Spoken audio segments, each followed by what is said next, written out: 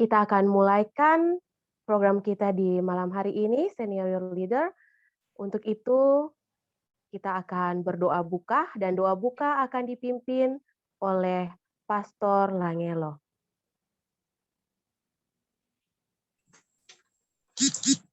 Oke, baik. Mari kita bersatu dalam doa. Kita berdoa. Bapa kami yang bertata dalam kerajaan surga, puji dan syukur kami panjatkan kepadamu Tuhan atas berkat yang Kau berikan pada kami. Di kesempatan yang indah ini Tuhan, kami boleh tergabung lagi dalam pertemuan atau virtual di dalam pelatihan Senior Youth Leader. Tuhan, pada saat ini kami datang kepadamu, menyerahkan akan aktivitas kami secara virtual ini ke dalam tangan-Mu, agar setiap signal maupun jaringan boleh berjalan dengan baik. Tuhan memberkati pembicara, Pendeta Hosea Ramba, kiranya hikmat, kebijaksanaan, terlebih khusus kuasa Roh Kudus dapat menuntun, mengarahkan kami sehingga kegiatan ini boleh berjalan dengan baik. Memberkati semua para peserta yang masih sementara join, Tuhan berkati. Biarlah kami boleh merasakan berkat Tuhan di dalam pertemuan kali ini. Adalah doa dan harapan kami Tuhan. Mampuni kami, di dalam nama Yesus kami berdoa. Amin. Amin. Thank you, Pastor Langelo. Ya, sebelum kita masuk pada seminar kita, seminar hari yang ke-6, atau seminar bagian yang ke-6 mengenai perencanaan gereja yang akan dibawakan oleh Pendeta Hosea Ramba. Sedikit menyinggung sedikit mengenai pembicara kita, Pendeta Hosea Ramba yaitu Direktur Pelayanan Pemuda Advent Daerah Misi Maluku. Nah, untuk selebihnya atau untuk perkenalan pembicara kita di malam hari ini, saya berikan kesempatan kepada panitia untuk perkenalan pembicara.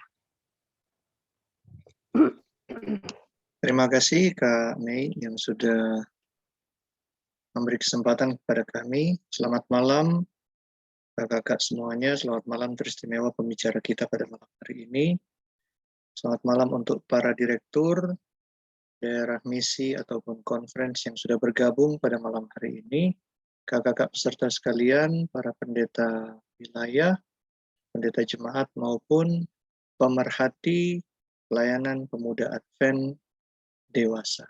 Pembicara kita pada malam hari ini adalah seorang yang sangat dedikatif dalam pelayanan kepemudaan.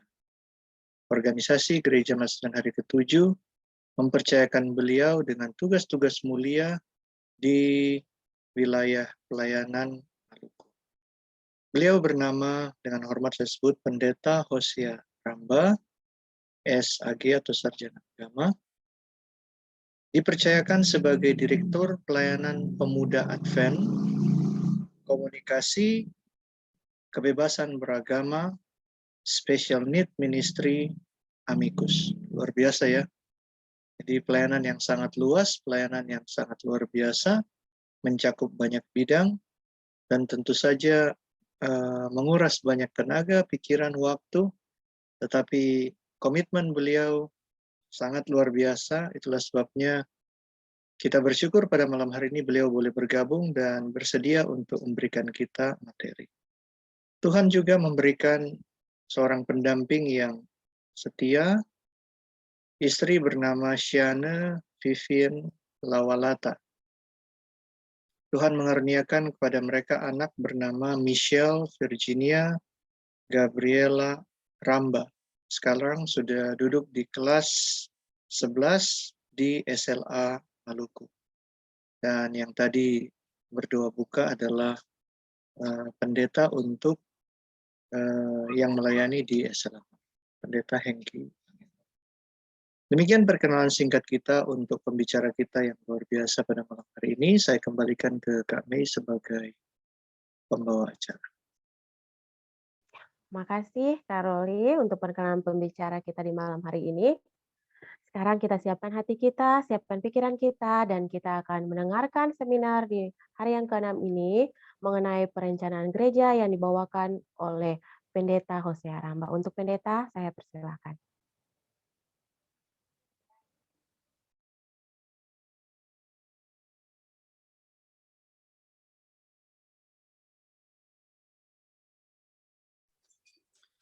Baik, selamat malam dan shalom semua untuk kakak-kakak yang telah hadir melalui Zoom malam ini.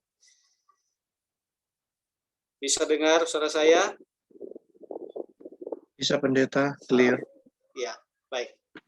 Sekali lagi, selamat malam. Saya sampaikan kepada kakak-kakak semua yang boleh hadir bersama-sama, teristimewa kepada peserta seminar 10 jam Senior Youth Leadership.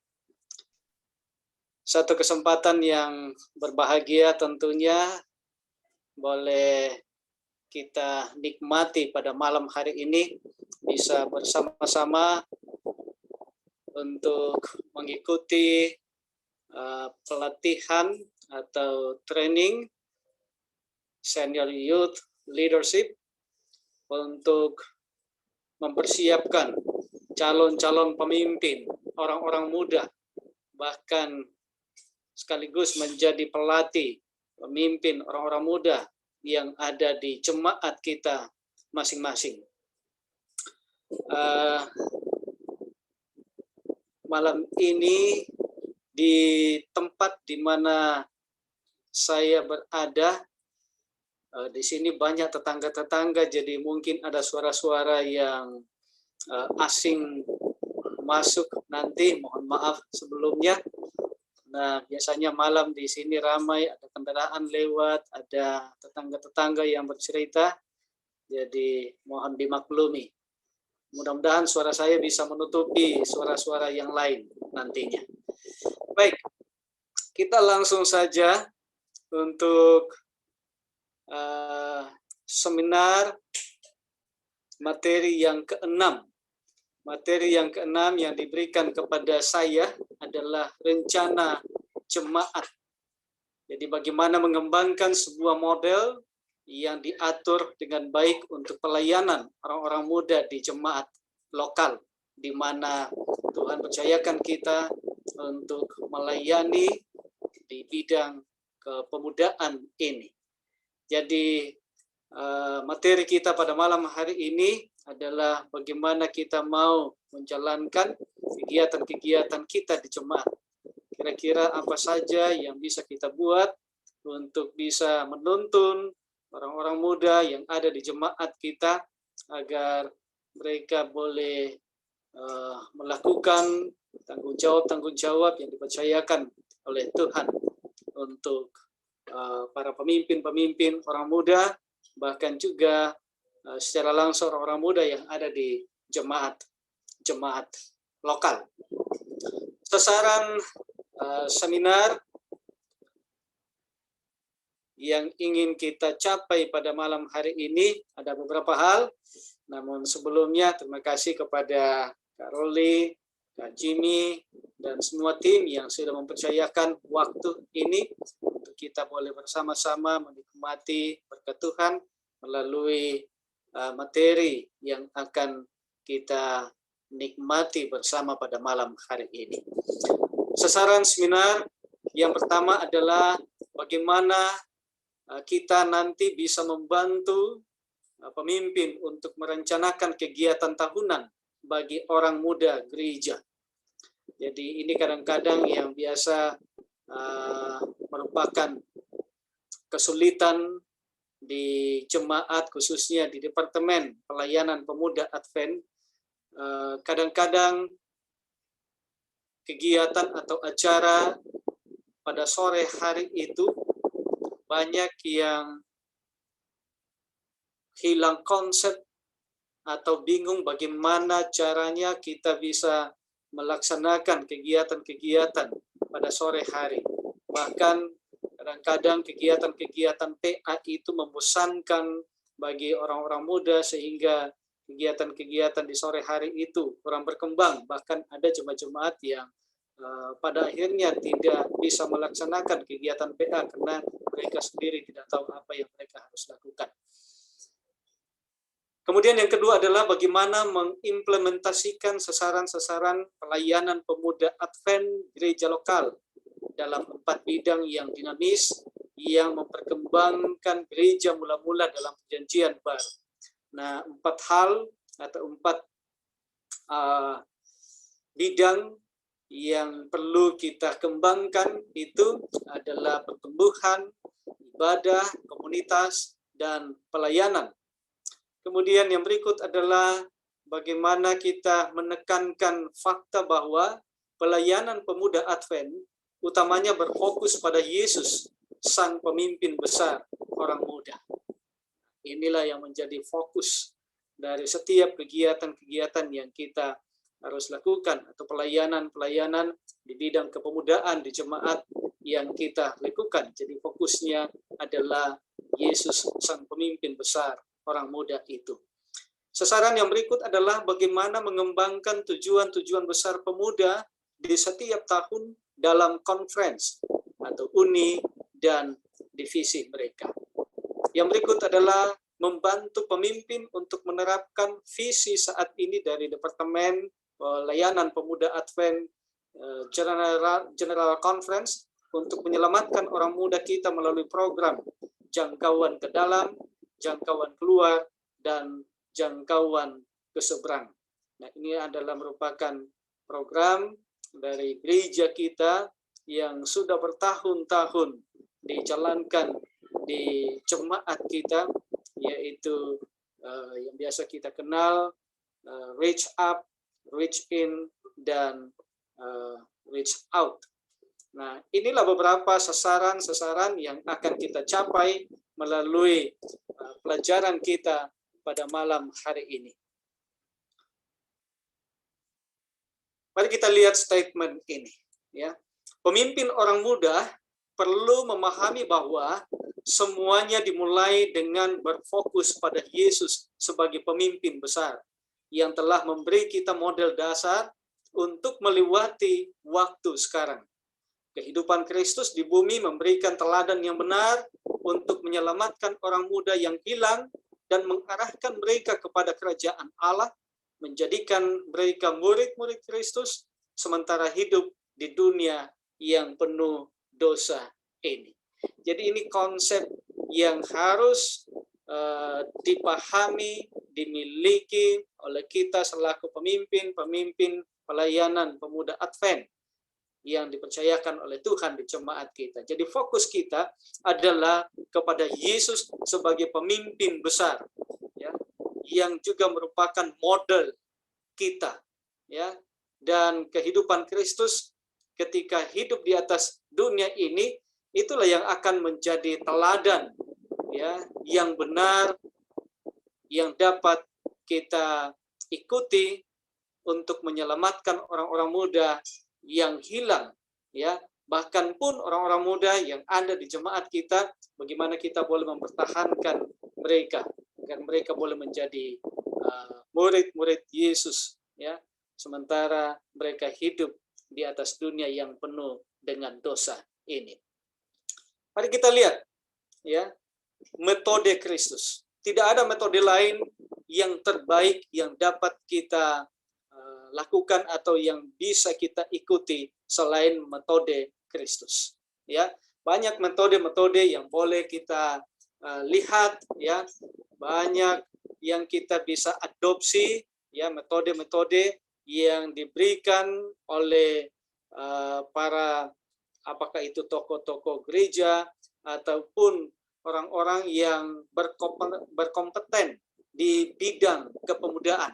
Tetapi di atas segalanya adalah kita harus melihat atau berfokus kepada metode Kristus, karena itulah metode yang terbaik. Ya, seperti dalam statement ini bahwa metode Kristus dalam menyelesaikan misinya di bumi sangat jelas dan praktis. Ya, karena itu dibutuhkannya para pemimpin orang muda untuk mengerti dengan baik cara kita memimpin orang muda kita. Sudah jelas hal ini melibatkan rasa urgensi dalam cara kita hidup dan bekerja. Apa yang membuat Yesus dapat sukses adalah hubungannya dengan surga dalam melaksanakan misinya. Janji yang Yesus berikan kepada murid-muridnya sebelum ia terangkat ke surga adalah janji yang sama yang dapat diterima oleh para pemimpin orang muda hari ini. sebagai murid-murid akhir zamannya dalam mempercepat kedatangannya yang kedua kali. Dalam Kisah 1 ayat 8, firman Tuhan katakan, tetapi kamu akan menerima kuasa kalau Roh Kudus turun ke atas kamu, dan kamu akan menjadi saksiku di Yerusalem, di seluruh Yudea dan Samaria, dan sampai ke ujung bumi. Jadi kita tidak perlu berteori banyak teori-teori yang mungkin bisa kita pelajari, ya. Tetapi apa yang dilakukan oleh Yesus, apa yang dibuat oleh Yesus ketika hidup di atas dunia ini adalah merupakan teladan-teladan kepemimpinan yang sangat jelas dan praktis. Ya, kita sudah banyak mempelajari tentang kehidupan Yesus dan misinya ketika hidup di atas dunia.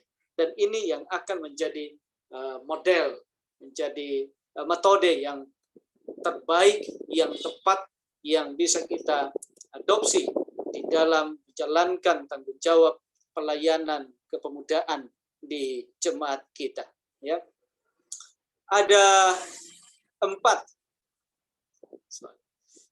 kekuatan dinamis Alkitabiah, ya, di dalam Lukas 6 ayat 12 sampai 17,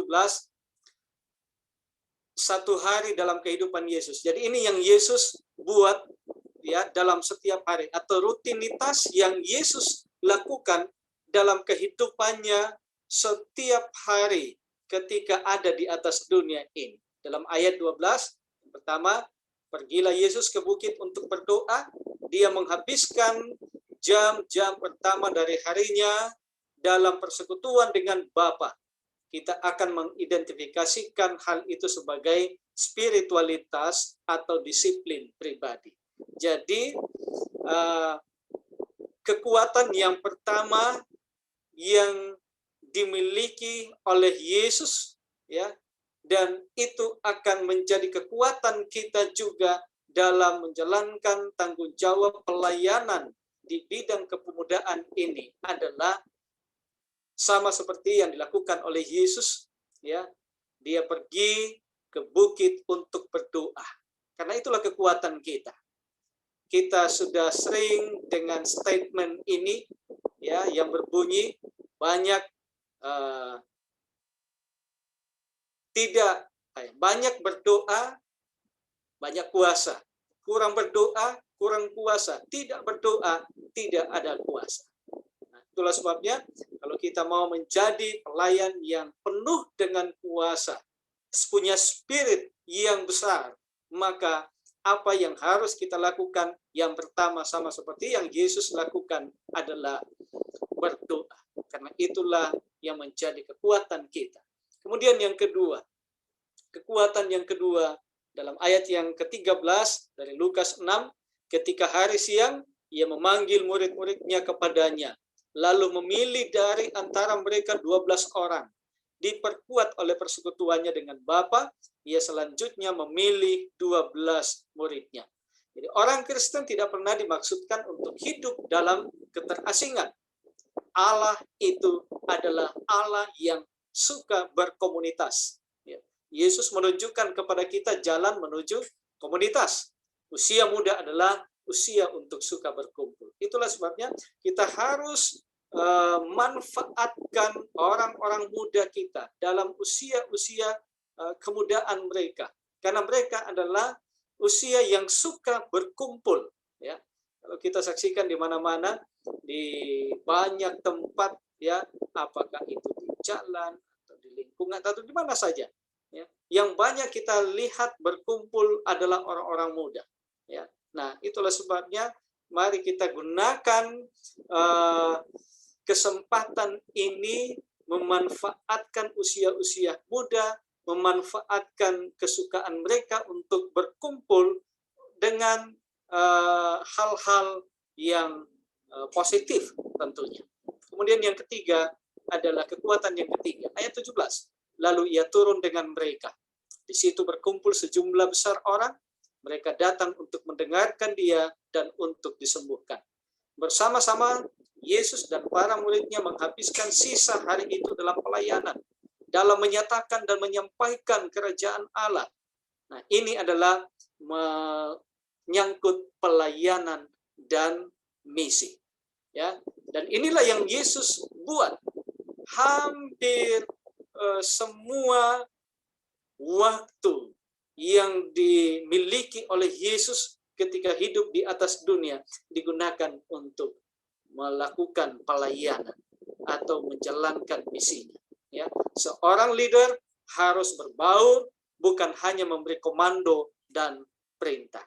Dan inilah konsep kepemimpinan yang berhasil, ya, yang benar, ya, bahwa seorang pemimpin itu bukan berada di belakang, ya, untuk memberi komando, ya, tetapi ya dia harus ada di depan, ya, bersama, hidup berbaur dengan orang-orang muda. Dan ini yang dilakukan Yesus, ya, di mana-mana Yesus selalu berbaur dengan orang banyak, ya.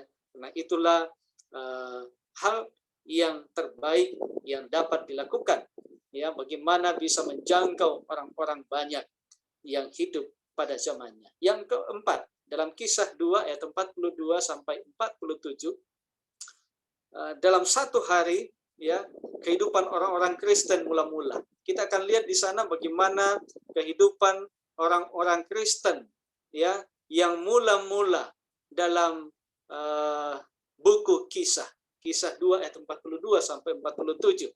4 kekuatan dinamis kita bisa dapatkan di sana. Selain 3 tadi yang dicatatkan di dalam Lukas, maka buku Kisah pasal 2 ini akan melengkapi 4 kekuatan yang dinamis dari yang dimiliki oleh Yesus dan yang juga akan kita miliki selaku para pemimpin-pemimpin orang muda di jemaat. Kalau kita lihat dalam satu bagan, maka kita akan dapatkan di sana ada karunia, ya, untuk melayani, ya, atau untuk melakukan pelayanan. Semua kita tentunya dibekali dengan karunia-karunia. Walaupun berbeda-beda dan mungkin masing-masing kita diberikan karunia yang tidak sama, tetapi setiap orang dilengkapi paling kurang satu karunia, ya, dan karunia yang kita miliki itu kita gunakan, ya, untuk berapa hal tadi, ya, yaitu pelayanan, lalu kemudian ibadah, ada komunitas, ya, dan semua ini kalau kita gabungkan, kita satukan, maka itu akan menjadi kekuatan yang besar, ya. Pelayanan kita akan bertumbuh, berkembang, dinamis, ya. Jemaat itu akan bertumbuh. Kita tidak bisa pungkiri bahwa kekuatan di dalam jemaat adalah orang-orang muda kita. Kita bisa saksikan di mana-mana jemaat yang tidak ada orang muda, maka kelihatan jemaat itu sukar untuk berkembang. Ya, kenapa? Karena sebagaimana yang kita biasa dengarkan bahwa orang muda adalah merupakan tiang-tiang jemaat.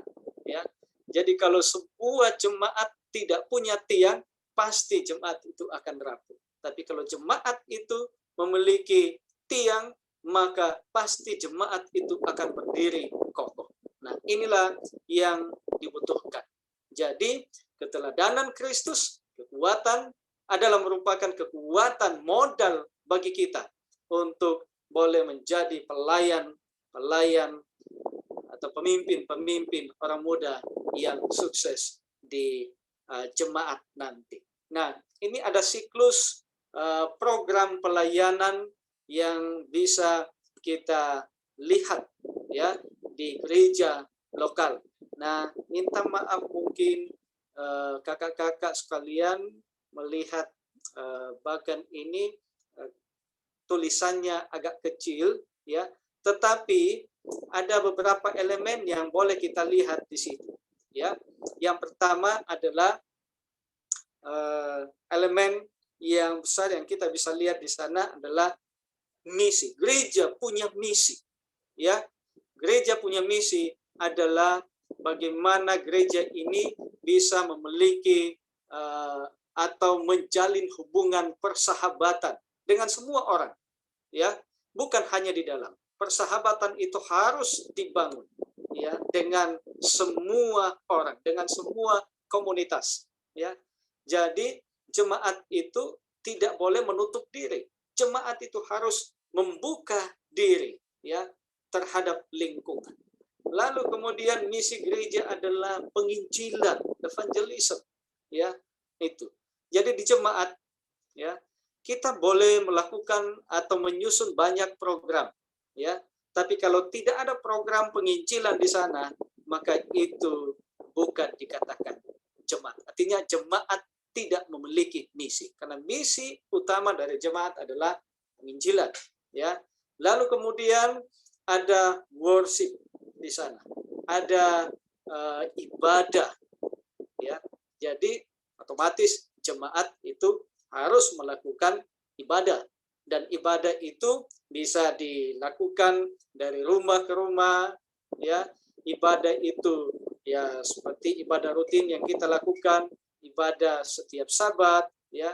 Lalu kemudian ada pertemuan-pertemuan mingguan yang bisa kita buat, apakah itu ibadah-ibadah departemen dan ibadah-ibadah yang lain, ya, yang biasa dilakukan itu pada hari Minggu ataupun hari-hari yang lain, ya, karena itulah yang menjadi bagian dari jemaat itu, ya, beribadah kepada Tuhan. Lalu kemudian ada community, ya, ada persekutuan di sana.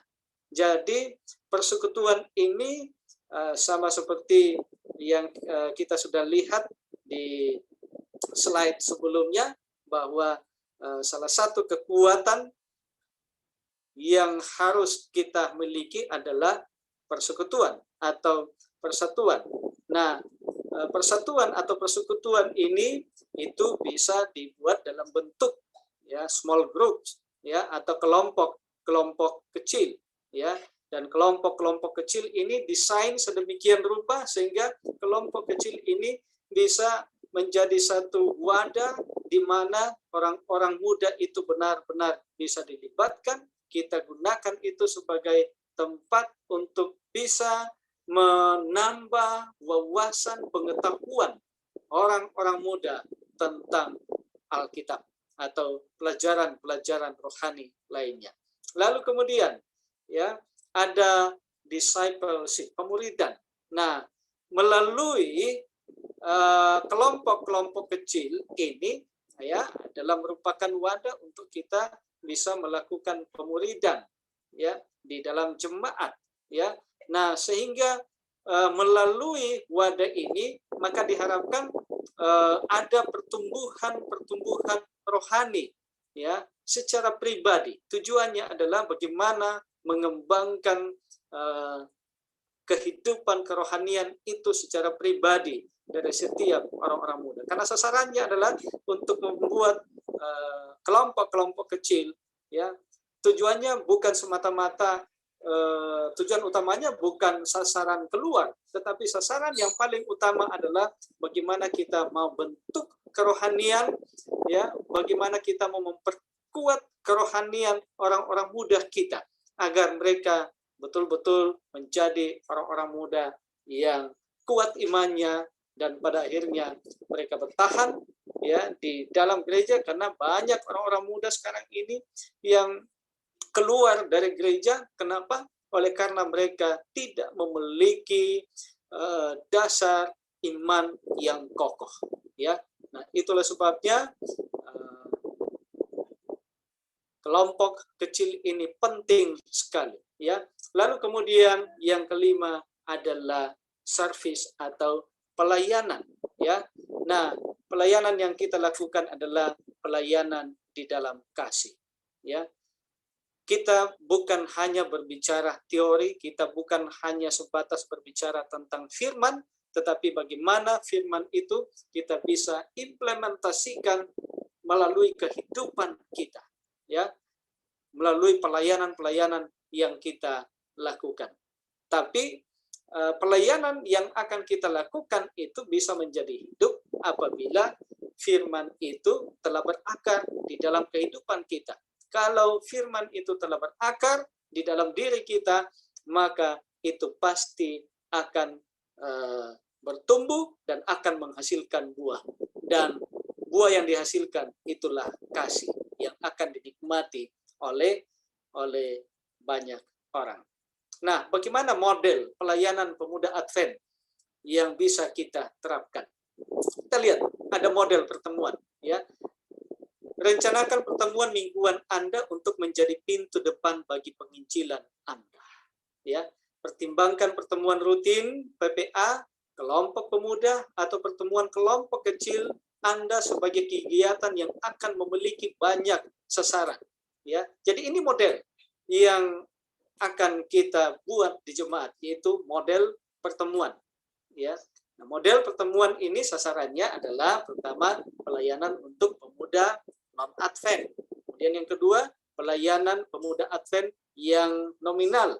Yang ketiga adalah pelayanan Advent kepada yang telah membuat komitmen kepada Yesus. Ini 3 sasaran.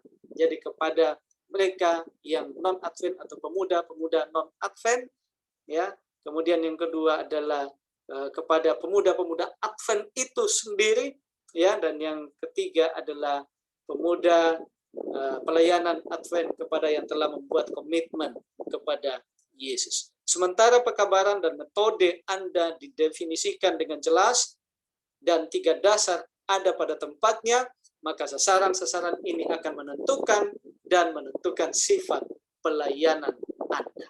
Jadi ini 3 sasaran dari pelayanan-pelayanan yang dibuat di jemaat kita. Elemen-elemen dalam pertemuan, ya, persekutuan pemuda Advent. Yang pertama, ya, ada tema yang relevan. Jadi dalam setiap pertemuan itu harus ada tema, ya, dan tema itu kita akan pilih, ya, dengan tepat, relevan dengan kegiatan yang kita lakukan. Mengembangkan rasa memiliki, membuatnya menarik, melibatkan para peserta, gunakan berbagai metode sepanjang tahun. Ya, jadi tema-tema, jadi setiap kegiatan yang kita lakukan itu harus ada tema, ya, yang ditentukan, sehingga kegiatan yang akan kita lakukan itu berdasarkan tema yang kita sudah buat, ya. Misalnya mungkin dalam pertemuan itu kita akan buat tema, oh ya, hari Sabat ini atau pertemuan ini tema kita adalah bagaimana mencari tips untuk mencari jodoh misalnya. Nah, lalu kemudian ada tema-tema tentang musik, ya, dan lain-lain, banyak tema. Nah, kalau kita mau supaya kegiatan-kegiatan pemuda itu hidup dan punya tujuan, maka kita harus buat tema. Jadi setiap Sabat kita harus buat tema yang berbeda-beda. Nah, biasanya di jemaat kadang-kadang kurang berkembang karena datang tidak ada konsep, ya. Nah, padahal melalui tema itu, ya, kalau kita buat tema maka setiap Sabat kita tidak akan pernah kekurangan kegiatan yang akan kita lakukan. Kemudian elemen yang berikut bahwa kita hidup di zaman teknologi dan sedapat mungkin gunakan teknologi dalam pertemuan kita. Wah, kita sekarang ini memang hidup sangat tepat dalam kita hidup di zaman teknologi sekarang ini. Apalagi di saat pandemi COVID-19 ini, maka teknologi ini sangat-sangat dibutuhkan. Ya, semua kegiatan-kegiatan kita sekarang ini kan menggunakan teknologi, ya, ibadah-ibadah daring, seminar, kegiatan-kegiatan apapun semua, dan bukan hanya gereja, semua instansi sekarang ini, ya, mau tidak mau harus menggunakan teknologi. Kalau dulu kita kurang menggunakan teknologi, jadi manfaatkan, ya, teknologi zaman sekarang ini dengan sebaik-baiknya. Namun selalu ingat dasar-dasar pelayanan Anda dan selalu memiliki tujuan dalam perencanaan Anda. Jadi semua kegiatan yang kita lakukan itu punya tujuan dan perencanaan yang tepat. Jadi semua harus direncanakan dengan baik. Elemen inti yang umumnya hadir dalam jenis pertemuan apapun yang Anda pilih untuk jalankan, yang pertama adalah kreatif dan tidak berulang. Ya, itulah sebabnya setiap kegiatan-kegiatan itu memang harus atau orang-orang muda itu harus punya kreativitas, dan memang orang muda itu punya kreativitas. Ya, tinggal itu tadi di poin yang ketiga tadi di atas, bagaimana kegiatan itu memiliki tujuan. Nah, orang-orang muda sudah punya dasar, sudah punya modal, ya. Nah, tinggal bagaimana kita mau manfaatkan modal yang mereka lakukan itu. Kreativitas mereka kita bangun, ya. Lalu kemudian berbasis relasional dan hangat, ya. Artinya ya setiap kegiatan yang kita lakukan basisnya adalah hubungan, ya, satu dengan yang lain, ya. Dan buat itu supaya suasananya jadi apa? Jadi hidup, jadi hangat, ya. Buat pertemuan itu jadi hangat, ya. Tidak monoton, tidak membosankan, tidak dingin dan lain sebagainya. Yang berikut adalah berlandaskan pengajaran Alkitab praktis yang relevan dengan tema hari ini, ya. Jadi semua tema-tema itu tentunya akan kita sinkronkan dengan Alkitab. Jadi semua pembahasan yang kita buat itu semua ada dalam konteks Alkitab. Yang berikut adalah berdasarkan pada keterlibatan dan interaksi, ya. Jadi pertemuan-pertemuan itu harus melibatkan semua, lalu kemudian ada interaksi di sana. Jadi tidak satu arah, tetapi semua kita harus dilibatkan dalam diskusi ataupun kegiatan apa saja yang kita lakukan, ya. Harus libatkan mereka yang ada dalam kelompok itu. Dan di atas segalanya adalah semua kegiatan yang dilakukan harus diurapi dalam doa, ya. Itu elemen-elemen yang bisa kita perhatikan. Rapat umumnya dibangun di sekitar tema dan berisi sejumlah elemen yang mencakup sambutan, doa, lagu, ada pendahuluan, kuis, interaksi peran, dan lain-lain. Jadi ini elemen-elemen yang ada dalam setiap kegiatan atau pertemuan yang kita lakukan, ya. Namun ada segmen utama yang dapat disajikan dalam beberapa cara yang berbeda, seperti yang pertama, presentasi formal oleh seseorang yang memiliki wawasan tentang tema tersebut. Jadi ada orang yang sudah ditentukan untuk bisa mempresentasikan, ya, tema ataupun materi yang akan dibahas di dalam kelompok itu. Nah, tentunya presenter ini adalah seseorang yang memiliki wawasan, ya. Lalu kemudian yang kedua adalah berdiskusi tentang tema itu, ya. Jadi tidak sulit, ya, sangat mudah. Jadi setelah kita tentukan tema, lalu kemudian ada materi yang berhubungan dengan tema itu, maka selanjutnya kita akan diskusikan tentang tema yang sedang kita bicarakan. Yang ketiga adalah tema disajikan untuk dibahas dalam kelompok kecil, kemudian diikuti dengan pelaporan dan kesimpulan. Ya, saya pikir ini sangat mudah untuk kita implementasikan, ya, dan kita cerna, ya, sehingga ini menjadi modal bagi kita untuk bisa melayani jemaat. Yang keempat adalah pertemuan musik berdasarkan tema atau lagu-lagu yang berbeda untuk disajikan dan dibahas. Nah, ini salah satu tema yang saya sebutkan tadi, ya, tema tentang musik, ya. Banyak hal yang kita lakukan. Kadang-kadang di jemaat, ya, memang betul tema kita adalah musik, tapi kadang-kadang itu kegiatan itu hanya berfokus pada kuis-kuis terkait dengan lagu Sion, ya, dan lain-lain sebagainya. Tapi itu kita akan bisa kita buat bervariasi, ya, sehingga itu kegiatan kita itu bisa hidup. Yang kelima adalah sebuah tema yang dimainkan oleh kelompok yang berbeda diikuti dengan diskusi, ya. Lalu presentasi melalui sebuah drama, ya. Jadi boleh juga, ya, kegiatan-kegiatan itu atau tema materi yang kita sudah tentukan dalam kegiatan itu bisa dibawa dalam bentuk drama, ya, supaya itu yang saya katakan tadi, bervariasi, ya. Jadi bukan hanya monoton, tetapi mari kita buat supaya kegiatan itu bisa lebih hidup, ya.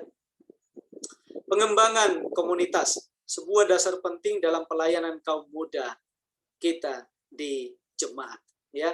Jadi itu komunitas. Jadi bangun komunitas, ya. Bangun bangun perkumpulan-perkumpulan orang-orang muda di jemaat, ya, karena ini merupakan dasar yang sangat penting. Bertumbuh ke dalam spiritualitas yang lebih dalam, ya, yaitu melalui pemuridan, pelayanan pemuda dimulai dan diakhiri dengan pelayanan dan misi, ya, dimulai dan diakhiri dengan pelayanan dan misi. Jadi memang semuanya itu berfokus kepada pelayanan misi yang kita akan lakukan. Nah,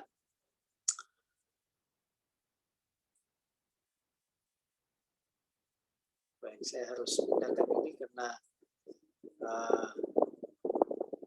judul besarnya di atas kurang kelihatan. Nah, keterlibatan total orang muda, ya, pass it on, ya, yaitu mencakup itu tadi di pembahasan sebelumnya, yaitu reach up, reach in, dan reach across. Inilah sasaran yang akan kita capai, ya. Bagaimana melibatkan orang-orang muda itu secara total.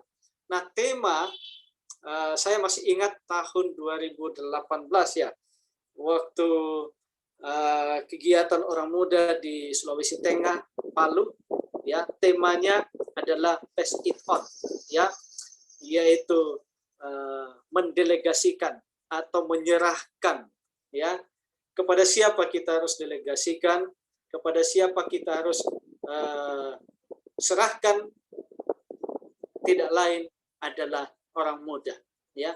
Pass it on akan memberikan ruang dan waktu lebih banyak kepada orang-orang muda kita di jemaat untuk bisa mengembangkan karunia mereka, bisa mengembangkan kreativitas mereka. Itulah sebabnya di jemaat-jemaat harus betul-betul porsi orang muda itu harus lebih banyak. Kenapa? Karena kalau tidak disediakan porsi yang lebih banyak untuk orang-orang muda, maka di jemaat akan terjadi krisis kepemimpinan depan. Ada jemaat termasuk di Maluku, ya, ada saya berbincang-bincang dengan sahabat sepelayanan, tantangan yang dihadapi di satu jemaat adalah dominasi orang-orang tua di dalam setiap kegiatan-kegiatan atau posisi apapun dalam jemaat. Jadi mereka sangat kurang memberikan porsi kepada orang muda. Kenapa? Karena menganggap bahwa orang-orang muda itu terlalu membuang-buang waktu, mereka belum punya pengalaman, ya, sehingga mereka kurang memberikan ruang dan waktu kepada orang-orang muda. Nah, ini yang harus dirubah di dalam jemaat. Bahwa sekarang ini orang-orang muda harus diberdayakan. Kalau tidak, maka jemaat ke depan pasti tidak akan mengalami pertumbuhan. Nah, mari kita lihat, ya, jangkauan ke atas, ya. Jangkauan ke atas ini menyangkut, ya, semboyan dari pemuda Advent adalah karena kasih Kristus yang menguasai kami dalam 2 Korintus 5 ayat 14, ya. Nah, ini akan dicapai, ya, atau jangkauan ke atas ini adalah merupakan pembaharuan rohani, Ya, pembaharuan rohani itu kita akan capai bila mana ada kasih Kristus yang menguasai segenap kehidupan kita. Dan kalau kehidupan kita seutuhnya dikuasai oleh kasih Kristus, maka akan terlihat itu melalui penyembahan, ya. Kemudian doa, meditasi, ya, dalam Mazmur 1 ayat 2 di sana dikatakan bahwa yang kesukaannya adalah Taurat Tuhan dan yang merenungkan Taurat itu siang dan malam. Kemudian ada roh nubuat atau pena inspirasi. Pelajaran Alkitab, ya, 2 Timotius 3 ayat 16 katakan bahwa firman Tuhan itu bermanfaat untuk apa? Untuk mengajar dan mendidik orang kepada kebenaran. Lalu pelajaran-pelajaran Alkitab lainnya. Inilah sasaran-sasaran kerohanian, ya, yang akan kita capai melalui hubungan kita dengan Kristus. Ya, kita akan melakukan penyembahan, doa, meditasi, roh nubuat. Nah, kita bersyukur oleh karena sekarang ini betul-betul orang-orang muda di gereja kita memanfaatkan kreativitas mereka. Kalau kita lihat di organisasi kita dari GC, divisi, uni, maka kita akan lihat ada banyak logo-logo sekarang ini. Kalau dulu hanya beberapa logo, tapi sekarang ini sudah banyak logo-logo yang mungkin kita tidak mengerti. Tapi kita akan pahami itu, apa arti logo-logo itu, tidak lain adalah itu ada banyaknya kegiatan-kegiatan sekarang ini yang mulai berkembang di dalam jemaat. Nah, salah satu yang ada adalah ada Inverse Bible di sana, ya, itu modelnya hampir sama dengan diskusi pelajaran sekolah Sabat, tetapi dalam kegiatan itu yang dilakukan adalah diskusi tentang Alkitab. Jadi ada case-case yang dibahas dan semua melibatkan orang muda. Nah, itu penting. Kenapa? Oleh karena media itu akan menjadi sarana untuk memperkokoh hubungan kita dengan Kristus. Kemudian jangkauan ke dalam, ya. Jangkauan ke dalam itu dalam Yohanes 13:35, dengan ini semua orang akan tahu bahwa kamu adalah murid-muridku jika kamu saling mengasihi. Nah, kasih ini kita akan implementasikan sebelum kita keluar, maka kita harus mengimplementasikan kasih Kristus di dalam komunitas kita atau di dalam gereja kita. Melalui apa? Ya, yang pertama adalah melalui kelompok kecil yang kita bentuk di jemaat. Nah, kita bersyukur karena gereja kita sekarang ini sudah menghidupkan kembali program yang tertua dari Pathfinder, yaitu Voice of Youth. Ya, melalui program ini maka itu tadi kreativitas orang muda akan dikembangkan di sana, ya. Lalu kemudian ada adventurers, ya, ada pathfinders, ambassadors, pelayanan remaja, kelompok-kelompok pendukung, pelayanan kampus, orang muda dewasa dan lain-lain sebagainya, ya. Itu semua yang menjadi sasaran dari jangkauan-jangkauan yang kita lakukan ke dalam. Jadi ada banyak sebenarnya hal yang akan kita lakukan untuk bisa menghidupkan kegiatan-kegiatan orang muda. Nah, kalau semua hal ini betul-betul dimanfaatkan di jemaat, kita pasti yakin sekali bahwa itu jemaat itu dan orang-orang muda di jemaat ini pasti akan maju. Nah, ini semua akan melibatkan, ya, yang disebut dengan relasional, inkarnasional, dan intergenerasional. Nah, apa itu? Ya, nah tentunya semua ini akan melibatkan hubungan semua, ya, orang-orang muda yang ada di dalam jemaat. Lalu kemudian bagaimana kita mengakui tentang inkarnasi Kristus yang ada di tengah-tengah kita melalui kasih-Nya. Jadi inkarnasi Kristus itu didasari oleh kasih. Nah, itulah yang juga akan mendasari setiap komunitas-komunitas yang kita lakukan, ya, baik di dalam maupun di luar, ya. Lalu kemudian melibatkan intergenerasi. Jadi semua generasi, ya, sama seperti saya katakan tadi bahwa ada jemaat yang hanya didominasi oleh orang tua, atau kegiatan-kegiatan di dalam jemaat itu hanya dimonopoli oleh orang tua. Generasi-generasi yang lain tidak. Padahal kalau kita mau supaya jemaat itu bisa berkembang, bisa maju dan hidup, maka semua generasi-generasi di dalam jemaat itu kita harus padukan, kita harus libatkan mereka.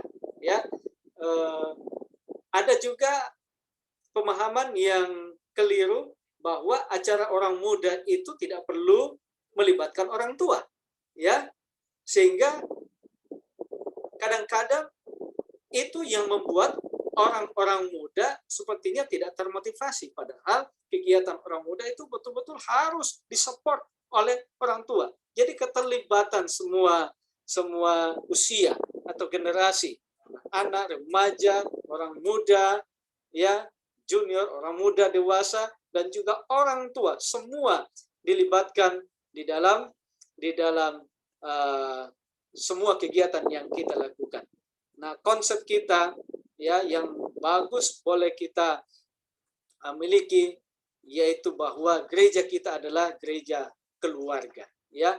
Gereja kita adalah keluarga kita, ya, sebagaimana dalam keluarga kecil kita di rumah terdiri dari ada orang tua, ada anak di sana, maka begitu juga, ya, di dalam gereja melibatkan semua, dan itu diikat oleh kasih Kristus. Kemudian jangkauan keluar.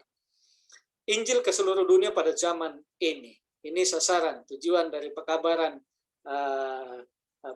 tujuan PA adalah Injil, pekabaran Injil ke seluruh dunia pada zaman ini. Ceritakan itu kepada dunia, ya. Pelayanan misi yang bisa kita buat, ya. Yang pertama melalui penginjilan umum, ya, kelompok kecil. Nah, ini sekarang ini memang sangat kurang jemaat melakukan program itu, penginjilan umum yang melibatkan orang-orang muda, ya. Itu sebab saya katakan tadi bahwa sekaranglah waktunya di mana orang-orang muda ini diberdayakan, ya. Penginjilan KKR khusus orang muda, ya. Dan itulah salah satu sasaran dari Voice of Youth, ya, yang sekarang ini sedang digalakan, ya. Jadi mulai tahun 2021 atau program VOI ini akan dilaksanakan sepanjang periode 5 tahun ke depan, 2021 sampai 2025. Tema VOI untuk tahun ini adalah Ignite atau nyalakan, ya. Jadi sekaranglah waktunya untuk nyalakan. Orang muda harus menyalakan terang itu, api itu harus dinyalakan, ya. Sekaranglah waktunya orang muda itu harus keluar bersuara, menyuarakan Injil itu, ya.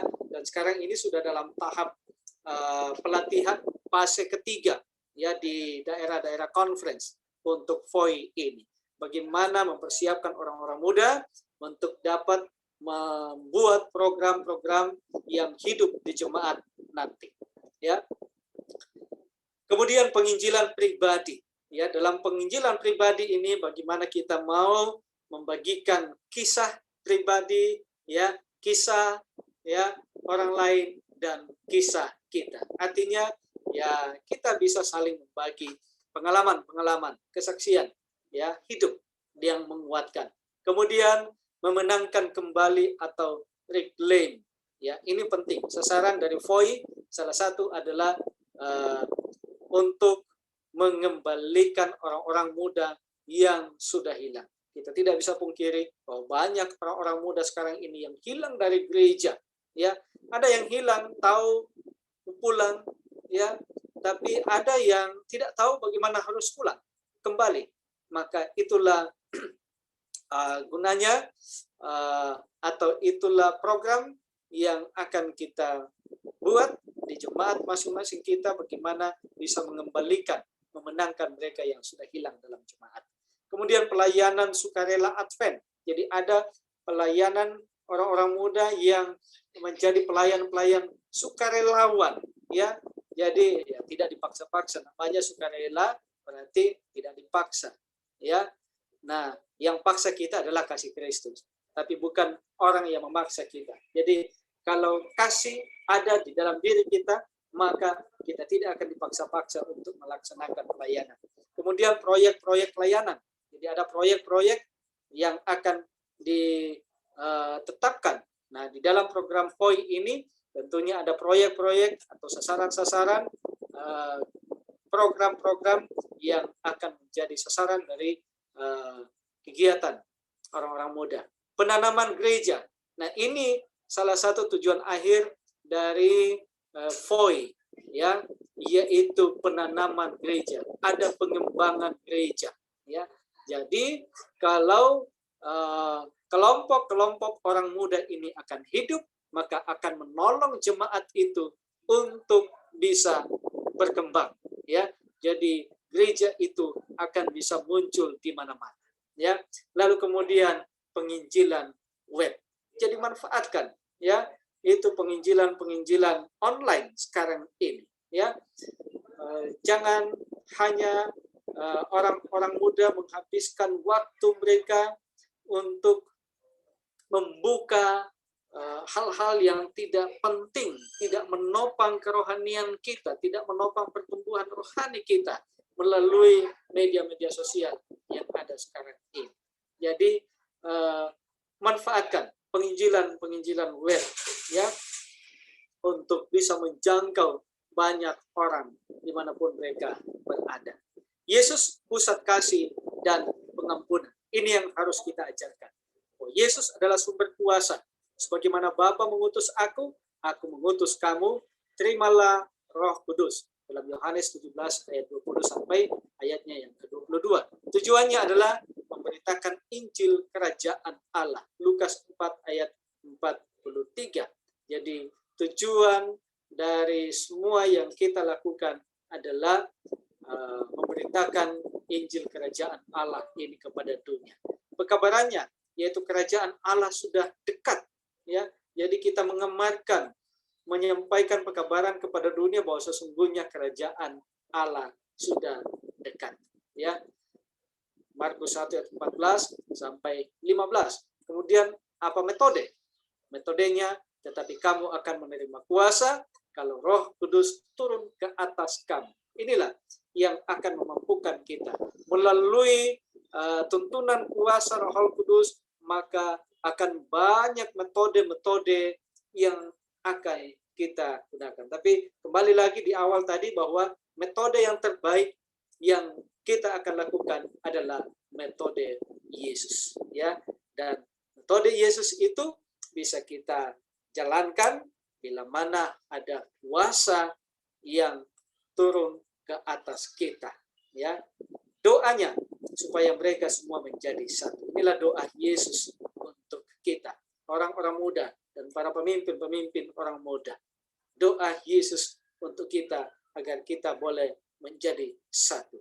Itulah sebabnya melalui kegiatan ini maka kita bisa memiliki pemahaman yang tepat bagaimana kita bisa mengumpulkan orang-orang muda di jemaat kita agar mereka boleh digunakan untuk menjadi kekuatan Injil dalam menyegerakan kedatangan Yesus. Kita lihat 3 prinsip yang dinyatakan dengan jelas dalam kehidupan Yesus di dunia dalam Lukas 6 ayat 12 sampai ayatnya yang ke-19. Jadi 3 prinsip tadi itu yaitu reach up, reach in, dan reach out. Nah, ini semua diimplementasikan dalam kehidupan Yesus di atas dunia ini. Ya, bagaimana reach up yang dilakukan oleh Yesus dalam ayat yang ke-12, Pada waktu itu pergilah Yesus ke bukit untuk berdoa, dan semalam-malaman ia berdoa kepada Allah. Jadi inilah ya metode Yesus yang terbaik yang kita lakukan, yang ada dalam 3 prinsip tadi itu, ya, yaitu hubungan kita ke atas, hubungan kita dengan Tuhan. Dan Yesus telah lakukan itu ketika dia hidup di atas dunia ini. Dia berdoa, doa menandakan bahwa dia memiliki hubungan yang tidak terputus dengan Bapanya di sorga.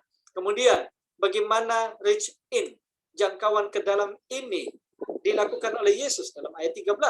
Ketika hari siang, ia memanggil murid-muridnya kepadanya, lalu memilih dari antara mereka 12 orang yang disebutnya rasul. Ya. Kemudian ayat 14, Simon yang juga diberikan nama Petrus, dan Andreas saudara Simon, Yakobus dan Yohanes, Filipus dan Bartolomeus, Matius dan Thomas, Yakobus anak Alfius, dan Simon yang disebut orang Zelot, Yudas anak Yakobus, dan Yudas Iskariot yang kemudian menjadi pengkhianat. Ya, jadi ini reach in yang dilakukan oleh Yesus. Ya, jadi dia memanggil murid-muridnya. Ya, lalu kemudian reach out yang dilakukan oleh Yesus ayat 17, lalu ia turun dengan mereka dan berhenti pada suatu tempat yang datar. Di situ berkumpul sejumlah besar dari murid-muridnya dan banyak orang lain yang datang dari seluruh Yudea dan dari Yerusalem dan dari daerah pantai Tirus dan Sidon. Mereka datang untuk mendengarkan dia dan untuk disembuhkan dari penyakit mereka. Juga mereka yang dirasuk oleh roh-roh jahat beroleh kesembuhan. Dan semua orang banyak itu berusaha menjamah dia karena ada kuasa yang keluar daripadanya, dan semua orang itu disembuhkannya. Jadi setelah hubungan dengan Bapaknya itu dilakukan, dia kemudian memanggil murid-murid menjadi sebuah komunitas, ya, menjadi alat yang akan keluar untuk menyampaikan misi itu. Dan ini yang dilakukan oleh Yesus. Setiap hari Yesus selalu ada dengan orang banyak. Dia keluar. Apa yang dilakukan? Dia menyembuhkan, mengajar, memberikan kekuatan, ya, dan lain-lain sebagainya. Jadi 3 hal ini ada dalam kehidupan Yesus ketika hidup di atas dunia ini. Model layanan pemuda Advent, ya, yang tadi kita sudah lihat itu 3 hal. Jadi yaitu ada reach up, hubungan ke atas, ya, lalu kemudian reach in, reach out, dan semua itu adalah mengikuti model Yesus. Ya, semua ada di dalam Yesus. Sasarannya adalah bagaimana supaya ada reform, ada perubahan, ya, di dalam diri kehidupan orang-orang muda. Bagaimana kita mau menjangkau dunia melalui keterlibatan seluruh orang muda, ya. Dengan melakukan hal ini, maka pasti akan diharapkan ada perubahan-perubahan hidup yang terjadi di dalam diri orang-orang muda itu sendiri. Lalu kemudian ada kuasa kepemimpinan, ya. Nah, itulah sebabnya pelajaran kita sebelumnya katakan bahwa sekaranglah waktunya untuk kita berikan kunci itu kepada orang-orang muda. Give them the keys. Ya, jadi berikan, serahkan itu kepada orang-orang muda. Ya, lalu kemudian akan ada kebangunan, ya, yang akan terjadi di dalam kehidupan orang-orang muda. Ini tentunya semua yang kita harapkan, ya, bagi orang-orang muda kita yang ada di jemaat. Kita libatkan mereka secara keseluruhan, ya. Lalu kemudian perubahan dan kebangunan itu akan terjadi bila mana ada kuasa Kristus yang ada di dalam diri orang-orang muda, dan kita selaku calon-calon pemimpin di jemaat, ya. Misi Persekutuan Pemuda Advent yaitu untuk memimpin orang muda dalam hubungan yang menyelamatkan dengan Yesus dan membantu mereka menerima panggilannya untuk menjadi murid. Ya, kemudian semboyan kita kasih Kristus yang menguasai kita. Tujuan adalah gambaran Advent ke seluruh dunia pada zaman ini. Nah, tema ini ya tema kita di periode 2016 sampai 2020 yang lalu adalah Pass It On, ya, Be the Sermon. Lalu kemudian sekarang ini dilanjutkan dengan tema ya gereja kita, yaitu I Will Go. Saatnya sekarang untuk orang-orang muda mau menyambut ya atau menyahut panggilan Yesus. Siapa yang akan kuutus? Kita akan berkata, inilah aku, utuslah aku. Sama seperti materi pekan doa kita pada pekan doa yang baru saja kita laksanakan.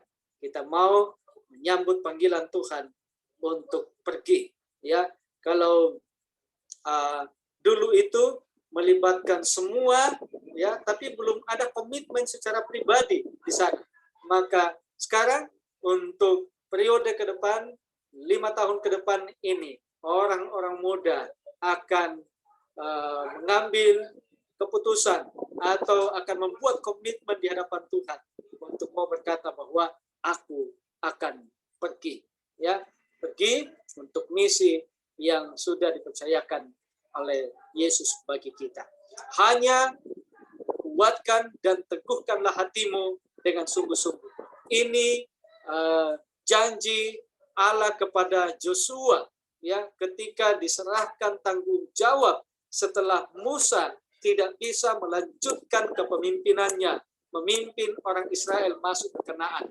Maka Joshua merasa dia tidak sanggup untuk lakukan itu. Tetapi Tuhan datang kepadanya dan Tuhan berkata, hanya kuatkanlah dan teguhkanlah hatimu dengan sungguh-sungguh, bertindaklah hati-hati sesuai dengan seluruh hukum yang telah diperintahkan kepadamu oleh hambaku Musa. Janganlah menyimpang ke kanan atau ke kiri, supaya engkau beruntung kemanapun engkau pergi. Janganlah engkau lupa memperkatakan kitab Taurat ini, tetapi renungkanlah itu siang dan malam, supaya engkau bertindak hati-hati sesuai dengan segala yang tertulis di dalamnya, sebab dengan demikian perjalananmu akan berhasil dan engkau akan beruntung. Bukankah telah kuperintahkan kepadamu? Kuatkanlah dan teguhkanlah hatimu. Janganlah kecut dan tawar hati, sebab Tuhan Allahmu menyertai engkau kemanapun engkau pergi. Janji kekuatan ini juga akan menjadi bahagian kita, ya, sahabat-sahabat sepelayanan orang muda, ya, sebagaimana Tuhan memberikan kekuatan ini kepada Joshua, maka ini juga akan menjadi jaminan yang pasti bagi kita dalam menerima tanggung jawab pelayanan untuk menuntun orang-orang muda di jemaat kita untuk menjadi alat-alat Tuhan yang ampuh dalam menyelesaikan pekerjaannya di atas dunia ini. Maka kita percaya bahwa melalui pelayanan orang muda ini akan semakin maju, ya, dan diharapkan pekerjaan misi Tuhan di atas dunia ini melalui tangan-tangan orang muda lah misi Tuhan ini dapat diselesaikan. Semuanya kita kembali kepada keteladanan Yesus, ya, di dalam kehidupan kita, agar pelayanan yang Tuhan telah percayakan kepada kita selaku pemimpin-pemimpin orang muda dan juga orang-orang muda yang akan kita layani di jemaat boleh maksimal, dan dengan demikian pekerjaan Tuhan ini akan segera diselesaikan. Tuhan segera datang untuk menjemput kita dan masuk ke tempat yang Tuhan sudah sediakan bagi kita. Sampai di sini materi kita pada malam hari ini. Lebih dan kurangnya Tuhan yang akan menyempurnakan. Tuhan memberkati kita semua. Amin. Amin. Luar biasa. Terima kasih banyak, pendeta.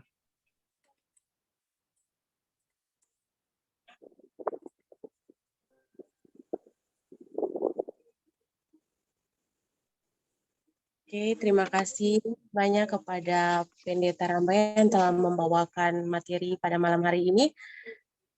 Sekarang kita akan masuk pada sesi diskusi atau breakout room, atau ada sesi tanya jawab juga, dan saya kembalikan kepada panitia. Terima kasih kami. Pendeta, ada case yang ingin didiskusikan oleh peserta. Pendeta ada siapkan? Kalau tidak, tidak Oh masalah. ya, baik. Ya, belum sempat disiapkan case. Baik, kalau memang belum ada, kita punya waktu tinggal sekitar 17 menit lagi, kita sudah harus selesai.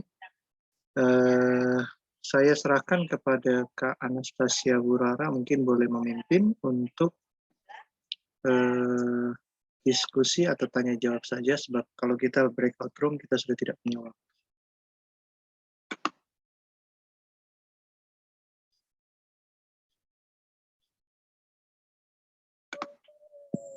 Baik, saya persilakan untuk yang mau bertanya.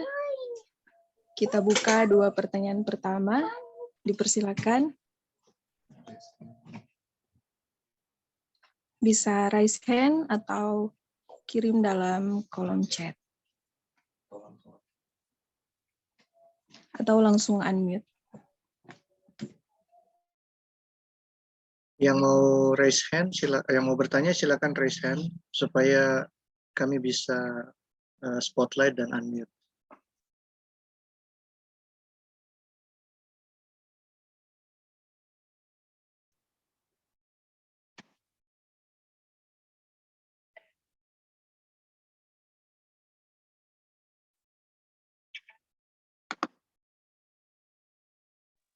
Baik, saya persilakan untuk Kak Michael Bawengan.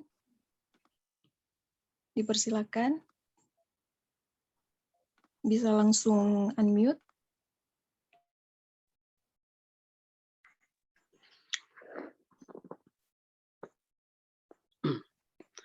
Terima kasih, Kakak Pendeta Hosea Ramba.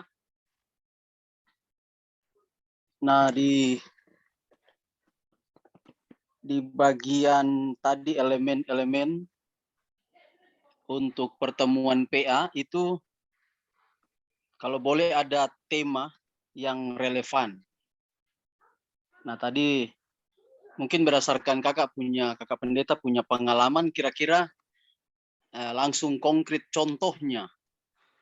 Tema-tema kan kalau di PA orang lain tahu, cuma tahu itu misalnya hari Sabat sore ini orang tema batu. Nah, orang hafal ayat yang berhubungan dengan batu. Nah, tapi maksud dari seminar ini terkait dengan tema yang relevan itu kan tadi yang saya mengerti adalah DP acara.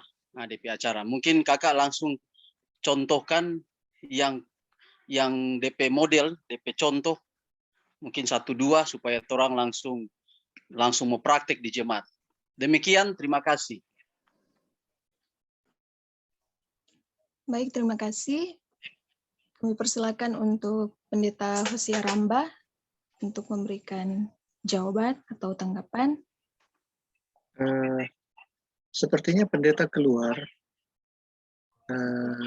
mungkin masalah jaringan. Jadi Kak boleh ditampung dulu 2 atau 3 pertanyaan. Sampai tunggu pendeta kembali masuk. Oh iya. Baik, kami persilakan untuk pertanyaan berikutnya.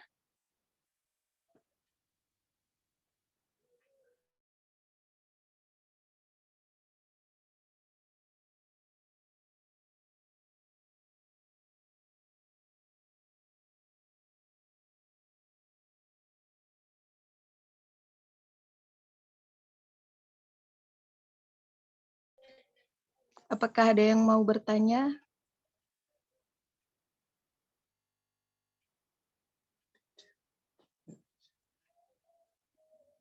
Bisa juga melalui kolom chat.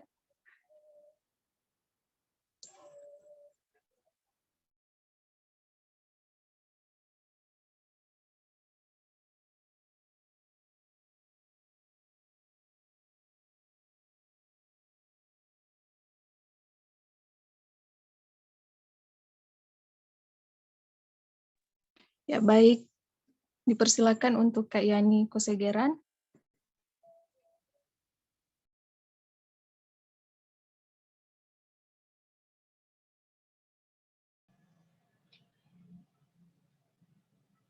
Oke, baik. Terima kasih. Mohon maaf, saya ada di dalam mobil sehingga kalau mau pakai video mungkin tidak jelas muka.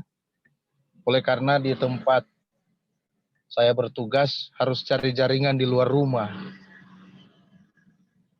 Bisa kedengaran suara saya? Oh iya, bisa Kak. Oke, ya mungkin yang menjadi sebuah pertanyaan bagi saya adalah kendala yang seringkali menghambat kegiatan pemuda di dalam jemaat adalah sifat sinis dari para tua-tua jemaat yang merasa senior di dalam jemaat sehingga mereka menganggap bahwa kegiatan-kegiatan pemuda itu hanya membuat kegaduhan di dalam gereja. Makanya terkadang anak-anak muda jadi hilang konsep kalau di dalam gereja mau bikin acara. Nah, mungkin ada tanggapan yang atau masukan yang baik dari Kakak Pendeta Hosea Ramba tentang kira-kira mungkin ada pengalaman dari Kakak Pendeta dalam menghadapi masalah di jemaat seperti ini, karena kondisi sekarang ini jemaat, anggota-anggota jemaat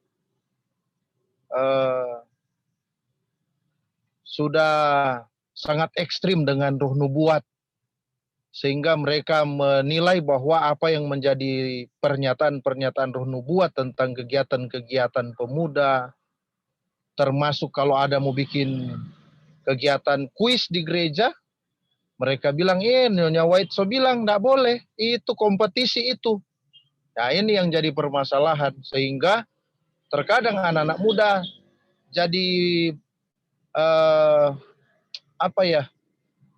jadi kaku di dalam gereja. Jadi tidak bisa berelaborasi dengan baik, mereka tidak bisa mengembangkan gaya kepemudaannya mereka di dalam jemaat. Jadi mungkin itu saja. Jadi mungkin dari Kak Pendeta Hosea bisa memberikan trik bagaimana, atau mungkin ada pengalaman dari Kak Pendeta ini masalah yang dihadapi di jemaat sehubungan dengan kekakuan yang terjadi di dalam jemaat ini. Terima kasih. Baik, sebelumnya saya mohon maaf. Bisa dengar suara saya? Bisa. Oke, ya. Minta maaf tadi hilang karena baterai laptop habis, jadi dia mati. Jadi saya baru join kembali ini, sehingga pertanyaan sebelumnya tadi itu saya sudah hilang komunikasi. Kak Anastasia, tolong ulangi 2 pertanyaan karena pendeta baru join. Oh iya, untuk pertanyaan yang pertama, tadi mengenai tema ya. Mengenai tema, apakah ada tema-tema yang mungkin lebih relevan untuk dijadikan tema dalam pemuda, untuk orang muda. Dan yang kedua, mengenai program dari pemuda, kadangkala program dari pemuda ini sering seperti tidak dianggap di dalam jemaat. Bagaimana tanggapan dari pendeta untuk kedua permasalahan ini atau kedua pertanyaan ini? Terima kasih. Baik, terima kasih untuk pertanyaan pertama tadi. Terima kasih sahabatku Kak Pendeta Bawengam tadi. Contoh-contoh konkret sehubungan dengan tema-tema yang bisa kita buat di kegiatan-kegiatan kepemudaan. Saya sudah sempat sentil tadi, misalnya tema tentang musik, ya. Misalnya di hari Sabat, ya, depan. Jadi sebelum kita tiba pada kegiatan untuk Sabat berikutnya, maka staf PA itu sudah atau paling tidak begini. Di awal tahun pelayanan kan ada staf PA. Ya, ada staf PA. Nah, staf PA ini kan ada bagian-bagian atau seksi-seksi yang ada di situ, seksi acara dan lain sebagainya. Maka bagian atau yang membidangi acara-acara PA ini, mereka sudah harus menjadwalkan kegiatan-kegiatan pada sore hari itu dengan mengatur tema-tema yang akan dilaksanakan pada Sabat itu. Nah, seperti yang biasa dilakukan oleh di jemaat-jemaat kita yang umumnya selama ini, misalnya ada tema tentang alam. Kalau berbicara tema tentang alam berarti kebanyakan kegiatan itu dilaksanakan di mana? Di alam. Ya, di alam. Jadi bawa orang-orang muda itu ke alam, lalu kemudian rancang kegiatan-kegiatan yang menyangkut dengan alam itu. Ya, jadi semua kegiatan yang dilakukan pada Sabat itu adalah berbicara tentang alam. Ya, bagaimana bergaul dengan alam, bagaimana menceritakan karya-karya Allah melalui alam. Banyak hal yang kita bisa lakukan. Ya, itu. Jadi kegiatan-kegiatan kita itu tidak melulu dilaksanakan di gereja. Ya, jadi ada waktu-waktu tertentu ya dijadwalkan kegiatannya, kegiatan itu bisa dilakukan di alam. Lalu kemudian tadi yang lain adalah musik. Jadi sepanjang Sabat itu atau sepanjang pertemuan, karena pertemuan bukan hanya di hari Sabat, bisa di hari-hari yang lain. Ya, tema yang akan kita bahas adalah tentang musik. Ya, jadi bukan hanya kuis-kuis tentang lagu Sion, ya, tapi bagaimana kita mau berkreativitas, membangun kreativitas di dalam acara itu menyangkut tentang musik, dan banyak hal yang bisa kita lakukan ya sehubungan dengan musik. Itu mungkin beberapa tema-tema yang bisa kita buat, dan ini sudah pada umumnya jemaat-jemaat yang memang betul-betul punya kreativitas, maka mereka akan buat dalam bentuk-bentuk seperti itu ya. Lalu kemudian yang kedua tadi, pertanyaan dari sahabat saya dari Palu ya, memang kita tidak bisa pungkiri bahwa di jemaat ini ada, tidak semua, tapi ada tua-tua jemaat yang memiliki konsep yang sangat-sangat konservatif ya. Jadi tidak mau melihat hal-hal yang salah, apalagi itu dilakukan oleh orang-orang muda ya. Jadi begitu orang muda melakukan hal yang bagi mereka tidak berkenan untuk dibuat di gereja, mereka langsung masih bagus kalau mereka panggil, lalu kemudian nasihati secara empat mata, tapi kalau langsung ditegur, dan ini yang jadi problem. Kalau tua-tua jemaat langsung menegur orang-orang muda ya di depan jemaat ketika mereka sedang melakukan kegiatan atau membawa acara, maka itu yang akan membuat anak-anak muda itu jadi down, sehingga mereka tidak akan mau lagi mengambil waktu selanjutnya. Nah, hal yang bisa kita lakukan di pengalaman-pengalaman yang dibuat di jemaat adalah memang perlu ada waktu untuk memberikan pemahaman kepada orang muda, kepada tua-tua jemaat. Nah, inilah fungsinya, apalagi kalau kita selaku pemimpin orang muda, ataupun selaku hamba-hamba Tuhan di jemaat, maka buatlah seminar-seminar ya tentang bagaimana memberikan pemahaman-pemahaman kepada orang-orang tua atau tua-tua di jemaat tentang kegiatan-kegiatan orang muda. Ya, angkat di sana tentang potensi-potensi yang ada dalam diri orang muda untuk bisa dikembangkan di jemaat, karena mereka ini adalah generasi-generasi penerus ya bagi tua-tua gereja. Orang tua di gereja itu kan mereka punya masa terbatas. Kalau sudah habis masa ya sudah. Nah, kalau tidak ada regenerasi, maka terputuslah itu kepemimpinan di jemaat. Itu sebabnya perlu kita berikan pemahaman melalui seminar-seminar kepada orang-orang muda. Nah, saya katakan tadi bahwa tidak semua yang punya konsep yang sama. Ada 1-2 yang tua-tua jemaat yang memang sama sekali punya konsep yang berbeda, bahwa orang-orang muda ini tidak boleh salah. Nah, itulah sebabnya tua-tua jemaat harus diberi pemahaman bahwa bagaimana supaya orang muda itu bisa berkembang, bagaimana supaya orang muda itu bisa diberdayakan, maka berikanlah kesempatan kepada mereka untuk mengembangkan kreativitas mereka, karunia mereka bisa dikembangkan. Lalu kemudian orang tua lah yang akan menjadi motivator ya bagi orang-orang muda ini. Tuntun mereka. Bagaimana orang muda bisa melakukan sesuatu kalau tidak dituntun, tidak diajar?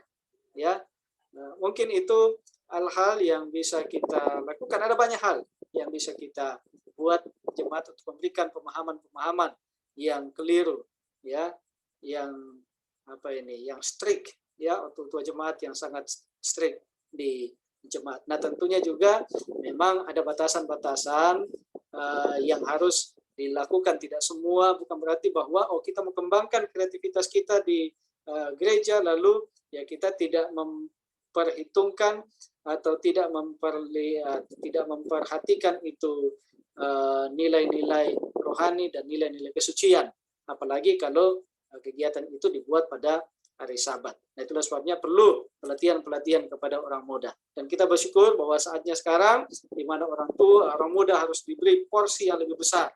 Dan saya percaya bahwa program ini dilaksanakan di semua daerah, ya, di Uni ini, ya. Dan kita bersyukur karena di setiap daerah sudah ada titik-titik yang dibentuk. Nah, di titik-titik inilah maka orang-orang muda ini akan dibekali dengan berbagai hal bagaimana mereka bisa menjalankan tanggung jawab pelayanan dan mengembangkan diri mereka melalui karunia yang Tuhan percayakan dalam diri mereka. Mungkin itu yang bisa kami berikan.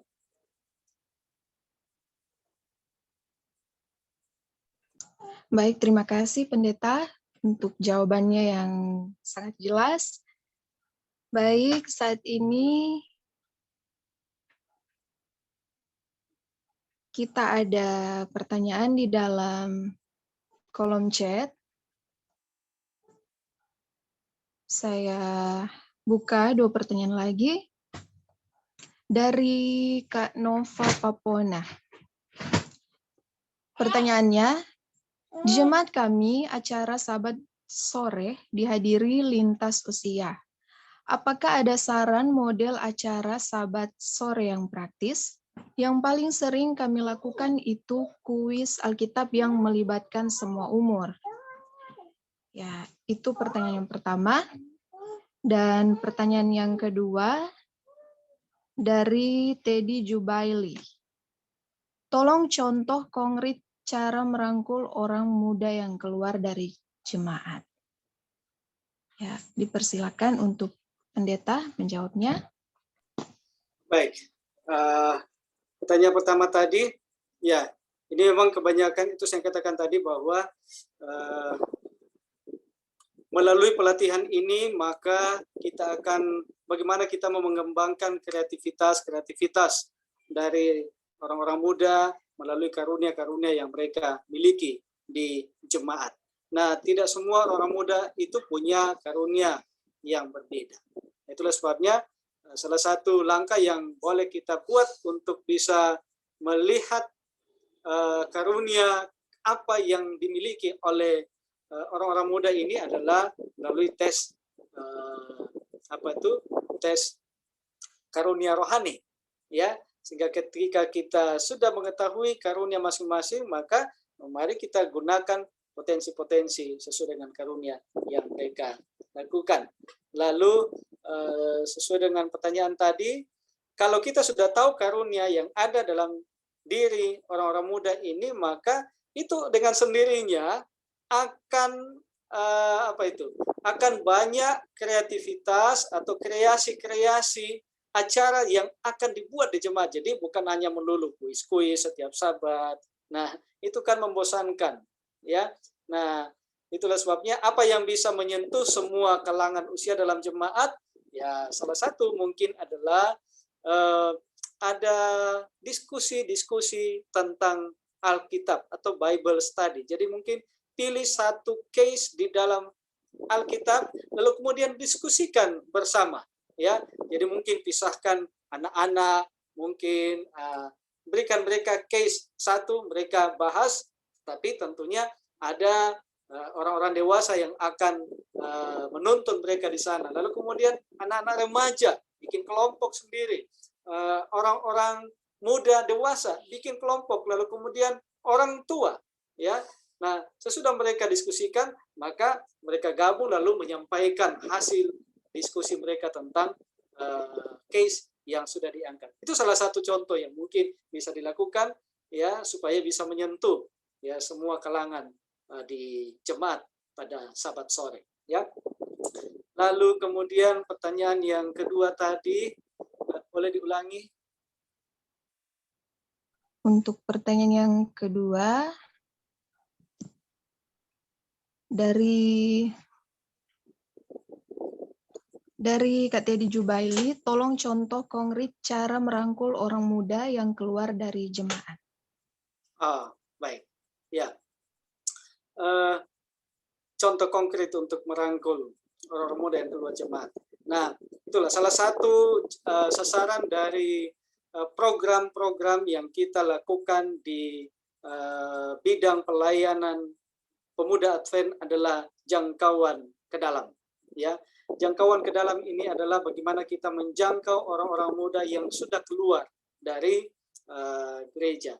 Nah, orang-orang muda yang keluar ini bisa saja karena tadi itu salah satu adalah karena mungkin pernah mendapatkan pengalaman-pengalaman yang tidak mengenakan dari tua-tua jemaat, sehingga mereka pada akhirnya jadi malas pergi gereja, tidak mau pergi di gereja, dan tidak mau mengikuti kegiatan-kegiatan orang muda. Nah, salah satu cara untuk menjangkau mereka adalah buatlah kegiatan-kegiatan untuk bisa kegiatan-kegiatan yang bisa dilakukan untuk menjangkau mereka adalah misalnya ada kegiatan-kegiatan outdoor di luar gereja, ya, misalnya perkemahan atau mungkin ada pelayanan masyarakat yang kita lakukan, lalu kemudian libatkan mereka, ya, karena tadi sifat alami orang muda kan suka berkumpul. Jadi rancang kegiatan-kegiatan yang bisa mengundang mereka, lalu kemudian ada di dalam komunitas orang muda. Ya, seperti tadi itu, ya, ada retreat orang muda, ya, ada perkemahan dan lain-lain sebagainya, ya. Jangkauan-jangkauan keluar yang bisa kita, kegiatan-kegiatan keluar di luar yang bisa dibuat untuk memanggil mereka untuk terlibat di sana. Karena kalau memang kita langsung panggil ke gereja, pasti mereka trauma, ya, dengan pengalaman yang mereka alami sebelumnya. Itulah sebabnya mulai kegiatan-kegiatan di luar, ya, bisa menjadi sarana untuk dapat menarik kembali simpati dan bisa membangkitkan lagi semangat dia untuk bisa bergabung kembali di dalam jemaat. Ya, mungkin itu salah satu hal sederhana yang bisa kita lakukan di jemaat.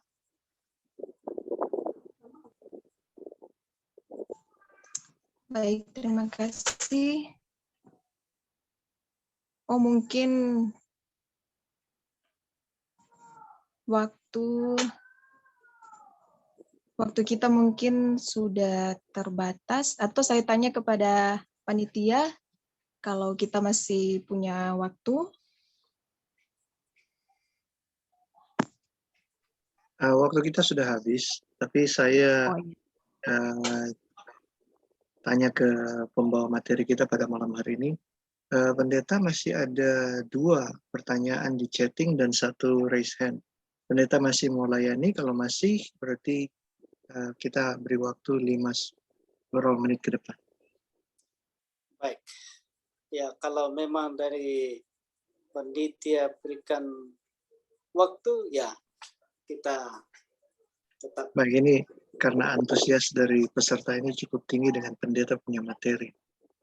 Ya. Luar biasa. Silakan Kak Anastasia. Ya, baik, saya persilakan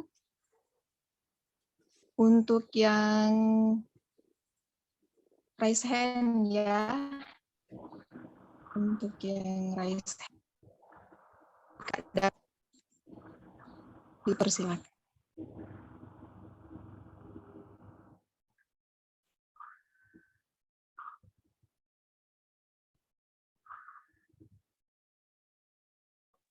David, silakan, sudah di-unmute. Baik, terima kasih. Apakah suara saya kedengaran? Bisa, Kak. Oke. Pak Pendeta, terima kasih atas materi yang dibawakan. Cuma ada 2 pertanyaan yang saya ingin tanyakan sama Pak Pendeta. Kalau kita melihat pembicaraan atau materi yang dibawakan, itu sepertinya banyak tantangan dari orang tua. Pertanyaan saya adalah, apakah ada tantangan dalam kalangan orang muda sendiri dalam menjalankan program kegiatan pemuda? Itu pertanyaan yang pertama.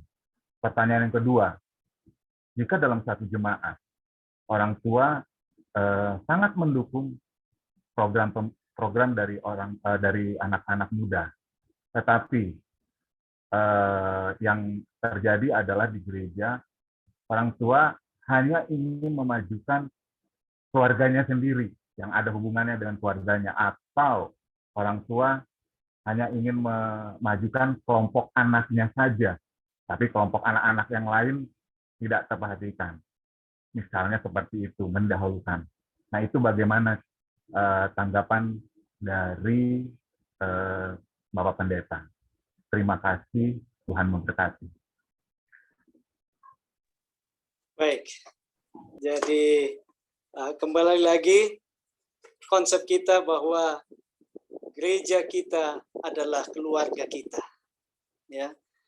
Jadi gereja bukan keluarga saya, atau gereja bukan gereja keluarga, tapi gereja keluarga di dalam Tuhan. Nah, ada wadah di mana keluarga itu punya porsi, ya. Di jemaat kan ada acara keluarga. Nah, itulah porsinya untuk keluarga-keluarga tertentu untuk bisa membawakan atau mengambil bagian di sana. Tapi kalau untuk kegiatan-kegiatan orang muda adalah kegiatan untuk semua, ya, melibatkan semua elemen yang ada di dalam jemaat, semua keluarga-keluarga. Nah, kalau ada di jemaat yang punya konsep seperti, tidak semua sih, mungkin ada jemaat mungkin yang memang seperti case-nya tadi bahwa hanya ingin memajukan atau hanya memberikan porsi kepada keluarganya sendiri, dan ini mungkin biasa terjadi kalau keluarga-keluarga itu mungkin punya posisi dalam jemaat, punya pengaruh di dalam jemaat, sehingga yang lain mungkin jadi apa ya, jadi kaku, ya. Nah, itulah pentingnya pendekatan-pendekatan yang bisa kita lakukan untuk mereka. Perlu ada pemahaman-pemahaman, ambil waktu khusus, pemimpin orang muda, jemaat, hamba Tuhan bekerjasama, pemimpin orang muda dan pendeta kerjasama untuk bisa membuat pendekatan-pendekatan dengan orang tua atau keluarga yang punya pemahaman seperti itu, ya, bahwa gereja ini adalah keluarga kita, bukan keluarga si A atau keluarga si B, ya. Jadi kalau memang ada keluarga yang memang punya apa ya, punya keinginan seperti itu, maka berikan mungkin porsi yang banyak di acara keluarga. Tapi tentunya di bawah arahan-arahan, ya. Semua punya porsi yang sama, ya.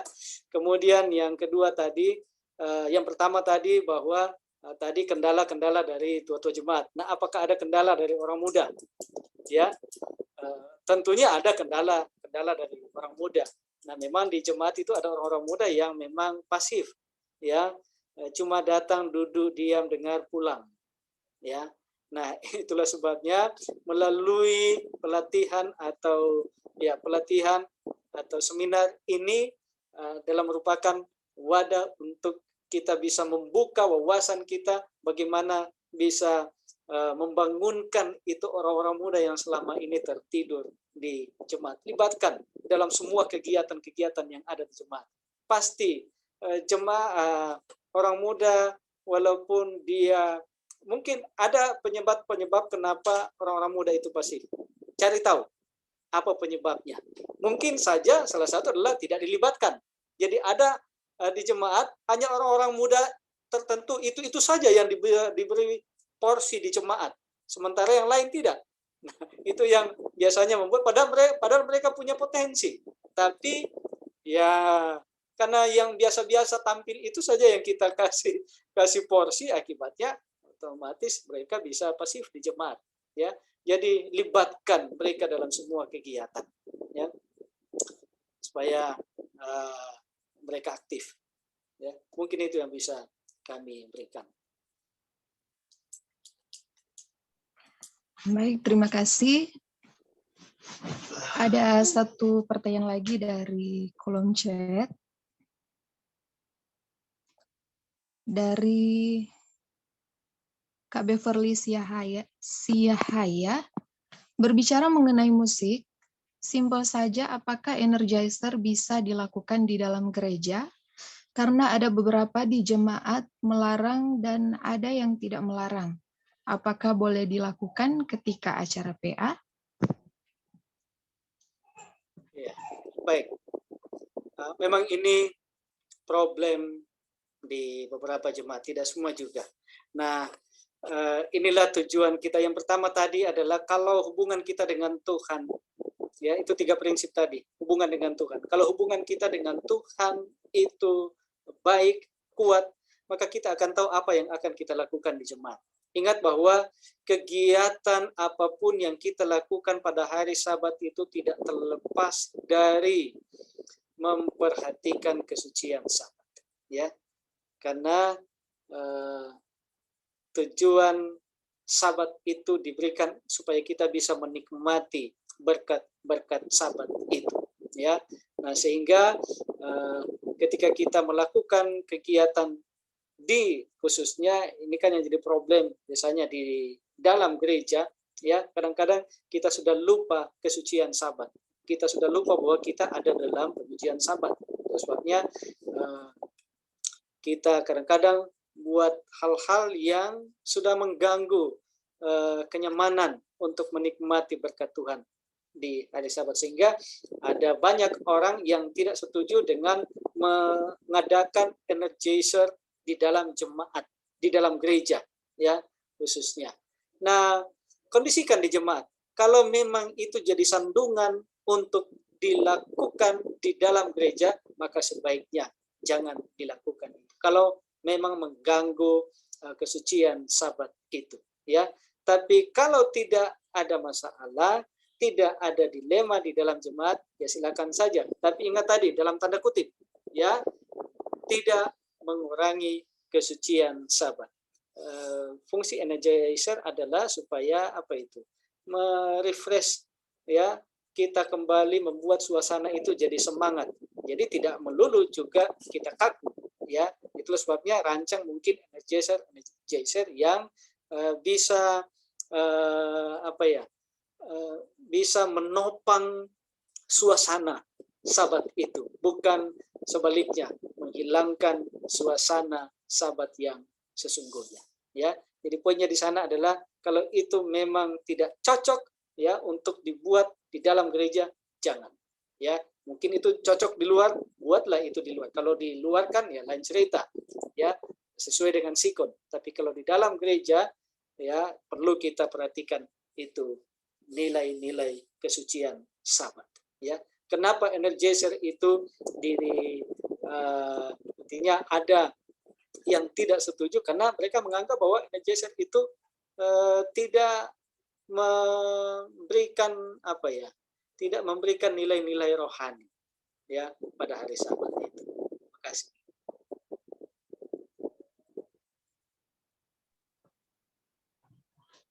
Baik, terima kasih Pendeta. Saat ini saya kembalikan kepada panitia. Mei, silakan sebagai MC.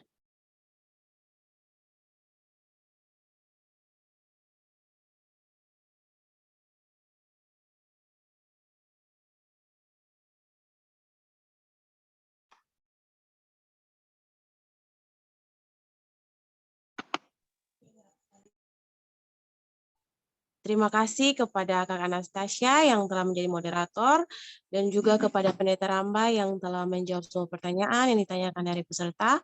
Dan di saat ini kita akan mendengarkan closing statement yang akan dibawakan oleh Pendeta Ramba. Untuk Pendeta Ramba saya persilakan. Baik, terima kasih. Nah, kita mau supaya pelayanan orang muda di jemaat ini bisa berkembang. Nah, itu akan bisa berjalan sebagaimana yang kita harapkan bila mana kita melihat kepada apa yang dilakukan oleh Yesus. Ingat bahwa metode yang terbaik adalah metode Yesus. Ya, mari kita adopsi ya metode yang telah dilakukan oleh Yesus untuk kita bisa terapkan, karena metode Yesus itu tidak pernah ketinggalan zaman, selalu tepat ya pada setiap zaman. Bagaimana kita mau melakukan hubungan dengan Tuhan ya, melakukan hubungan ke dalam dan melakukan hubungan itu keluar ya, mencapai ya hal-hal yang kita inginkan tidak lain bila mana kita ada hubungan yang erat, yang kuat dengan Tuhan. Kita boleh menyusun banyak program, tapi kalau kita punya hubungan dengan Tuhan kurang, maka semuanya itu akan sia-sia. Mari kita libatkan orang-orang muda dan kita rancang kegiatan yang sebaik-baiknya dan semenarik mungkin yang bisa melibatkan semua orang-orang muda di dalam jemaat untuk mempersiapkan mereka, generasi-generasi muda, untuk menjadi pemimpin masa depan dan mempersiapkan diri untuk kemuliaan Tuhan, dan melalui karunia yang mereka miliki, mereka juga mempersiapkan orang-orang muda yang lain dan semua orang untuk surga. Tuhan memberkati. Terima kasih Pendeta, dan tetaplah kita semua andalkan Tuhan dalam segala sesuatu yang kita lakukan. Untuk menutup seluruh rangkaian acara kita di malam hari ini, kita akan berdoa tutup, dan doa tutup akan dipimpin oleh Pendeta Ramba. Untuk Pendeta Ramba, saya persilakan. Mari kita satu dalam doa. Kemuliaan bagi nama Tuhan Bapa kami di sorga, Allah yang senantiasa mempedulikan kehidupan kami. Allah yang telah melihat kebutuhan-kebutuhan kami, orang-orang muda dan calon-calon pemimpin orang muda di jemaat ini. Terima kasih kesempatan malam hari ini Tuhan, untuk kami boleh bersama-sama menikmati berkat Tuhan melalui materi yang sudah hamba-Mu sampaikan. Hamba sadar Tuhan, kami tidak punya pemahaman yang cukup tanpa pertolongan sorga. Itulah sebabnya hamba mohon kiranya kuasa Roh Kudus dapat memampukan kami untuk dapat memahami, mengerti, dan mengimplementasikan materi ini di dalam tanggung jawab pelayanan yang Tuhan percayakan bagi kami selaku pemimpin-pemimpin orang muda, calon pemimpin, dan juga semua orang-orang muda yang akan kami layani di jemaat ini. Biarlah semua potensi, karunia yang Tuhan telah berikan bagi kami boleh gunakan itu dengan sebaik-baiknya untuk melayani Tuhan, melayani sesama, dan sambil kami mempersiapkan diri dan orang lain untuk dibawa kepada sorga. Ya Allah di sorga, memberkati semua kakak-kakak yang mengikuti kegiatan ini. Juga kakak-kakak panitia yang sudah mengatur kegiatan ini dengan baik. Biarlah kekuatan, kesehatan, hikmat, akal budi dari sorga Tuhan kurniakan dalam semua profesi masing-masing kami, diberkati Tuhan. Dan Tuhan terus pakai kami Tuhan untuk menjadi alat Tuhan dimanapun Tuhan pakai kami dan sampai kapanpun Tuhan mau pakai kami untuk kemuliaan Tuhan. Kami akan berpisah dan mengakhiri kegiatan kami malam hari ini ya Bapak. Kiranya kasih dan damai sejahtera dari Allah Bapa, kasih karunia Yesus Kristus, dan persekutuan Roh Kudus akan menyertai kami sekalian malam ini ketika kami beristirahat sampai selama-lamanya adalah doa kami di dalam nama Yesus. Amin.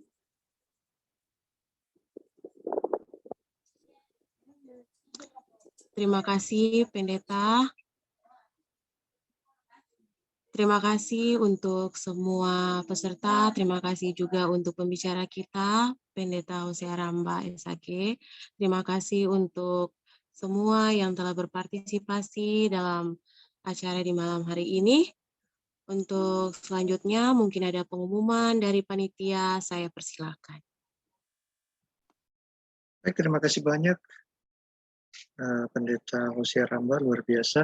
Berapa di antara kita yang mau menyatakan terima kasih kita kepada pembicara kita yang luar biasa malam hari ini? Boleh dengan mengacungkan jempol, atau melambaikan tangan, ataupun memunculkan emoticon love.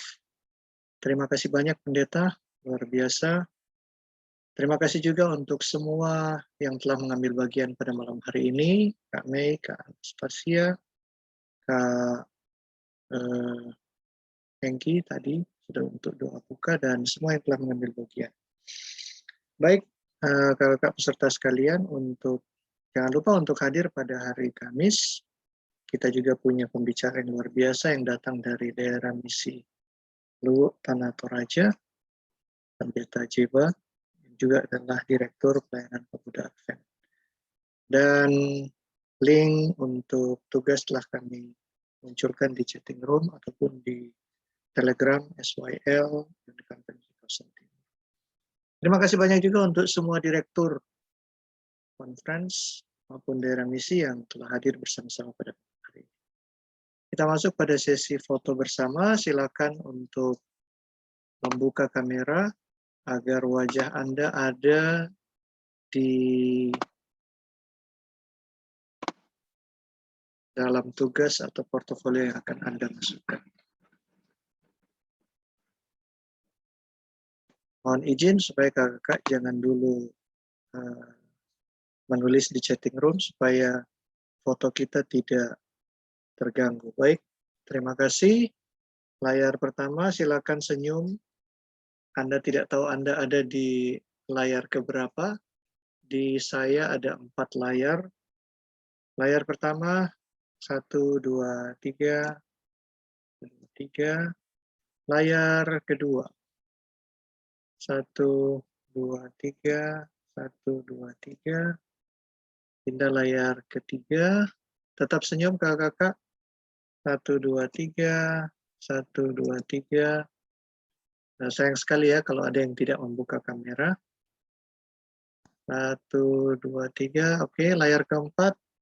1, 2, 3. 1, 2, 3. Demikian kita punya pertemuan pada malam hari ini.